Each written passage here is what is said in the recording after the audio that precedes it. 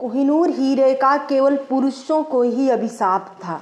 इतिहास में हीरे की अभिशाप के बारे में एक जगह चेतावनी मिलती है जिसमें लिखा है, जिसके पास यह हीरा होगा वह दुनिया का मालिक होगा, लेकिन वह इसके सभी दुर्भाग्यों को भी जानेगा। केवल भगवान या महिला ही इसे दंड से मुक्त होकर पहन सकती है। दोस्तों, आप लोगों की डिमांड थी कि कोहिनूर हीरे के श्राप के बारे में विस्तार से चर्चा करूं, तो बने रहिए वीडियो में। नमस्ते, आप सभी का अभिवादन करती हूं। चैनल पर नए हैं तो प्लीज़ चैनल को सब्सक्राइब जरूर करें।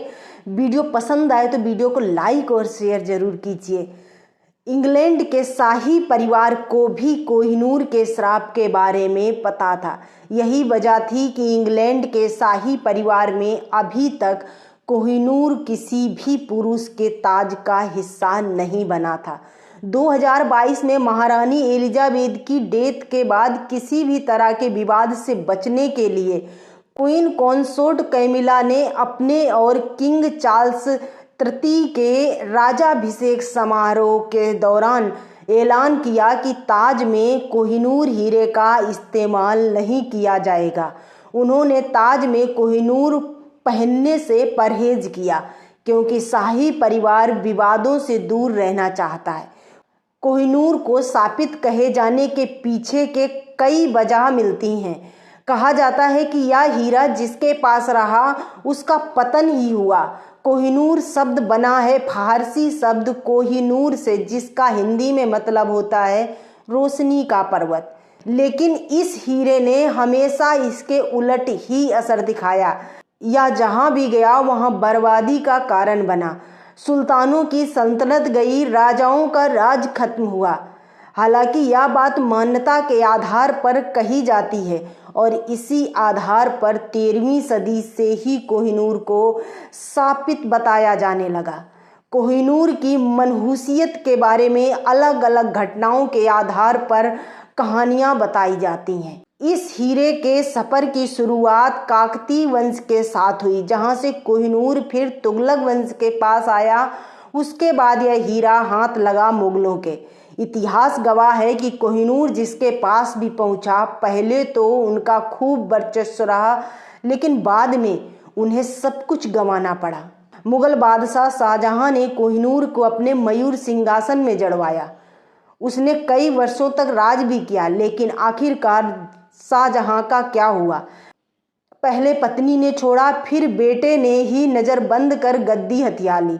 नादिर शाह के कोहिनूर लेकर भागने के कुछ साल के भीतर ही नादिर शाह की हत्या कर दी गई। नादिर शाह के बाद कोहिनूर अफगानिस्तान के सुल्तान अहमद शाह दुरानी के वंशज शाह शुजा दुरानी के पास पहुंचा। संयोग देखिए कि हीरा हाथ लगने के बाद दुरानी की सल्तनत ही खत्म होती चली गई। शुजा दुरानी हीरा लेकर अफगानिस्तान से भागा और फिर पंजाब पहुंचा, जहां उसने कोहिनूर को सिख साम्राज्य के राजा रणजीत सिंह के हवाले कर दिया।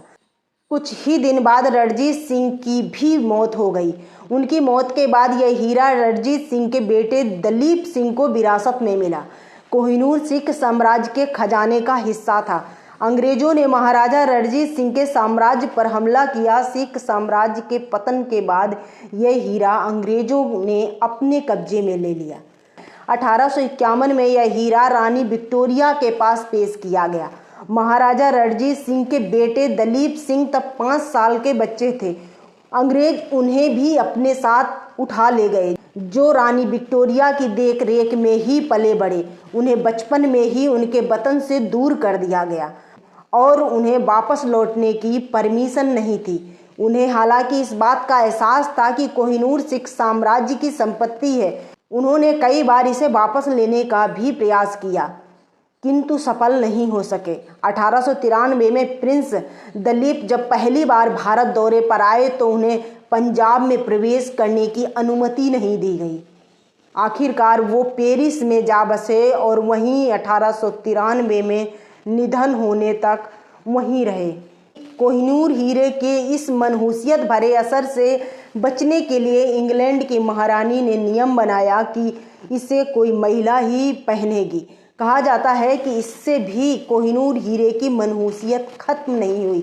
एक दौर में कहा जाता था कि ब्रिटिश अंपायर का सूरज कभी अस्त नहीं होगा, कारण कि आधी से अधिक दुनिया पर उसका ही वर्चस्व और राज था। लेकिन हुआ क्या?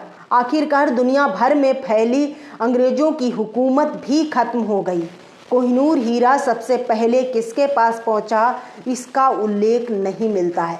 बाबरनामा में इसका पहली बार जिक्र किया गया है कि यह 1294 के आसपास ग्वालियर के किसी राजा के पास था। लेकिन इस हीरे को पहचान उस समय मिली जब 1306 में एक व्यक्ति ने इस हीरे के बारे में लिखा कि जो इंसान इसे पहनेगा वह संसार पर राज करेगा, लेकिन इसके साथ ही उसका बुरा समय भी शुरू हो जाएगा।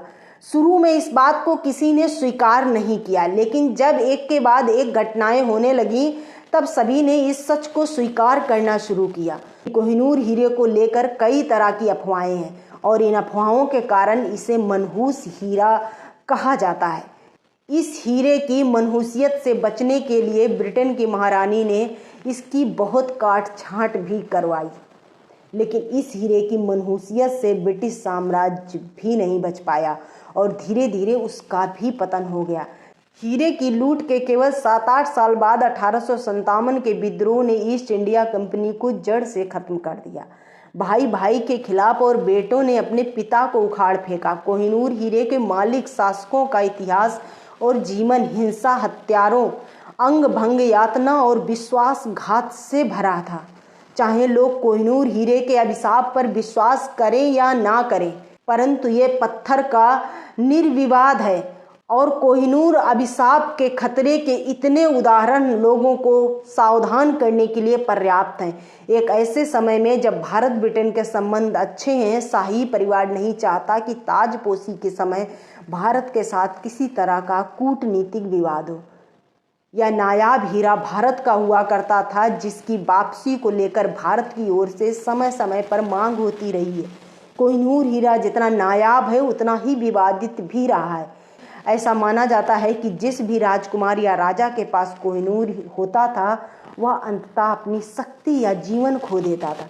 वैसे तो गोलकुंडा की खान से दरिया-ए-नूर और नूर-उन-एन नाम का हीरा भी प्राप्त हुआ था, लेकिन जितनी प्रसिद्धि कोहिनूर हीरे को मिली उतनी किसी हीरे को नहीं मिली।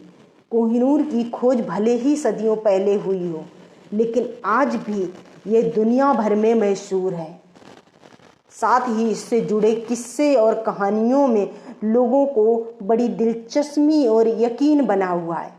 भारत में इसे वापस लाने की बात हो रही है, लेकिन शायद यह संभव नहीं है। हाल फिलहाल में एक आरटीआई के जवाब में इस बात का खुलासा हुआ कि कोहिनूर को भारत वापस नहीं लाया जा सकता।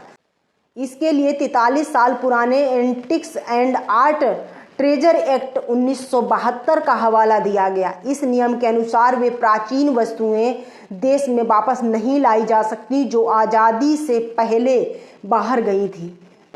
दोस्तों, भगवान जाने क्या रहस्य है इस हीरे में। इतिहास तो चीख चीख कर यही गवाही दे रहा है कि यह हीरा मनहूस और शापित है। वीडियो पसंद आए तो वीडियो को लाइक और शेयर जरूर कर देना। ऐसी वीडियो पाने के लिए चैनल को सब्सक्राइब जरूर करें। धन्यवाद। मिलती हूँ अगली वीडियो में।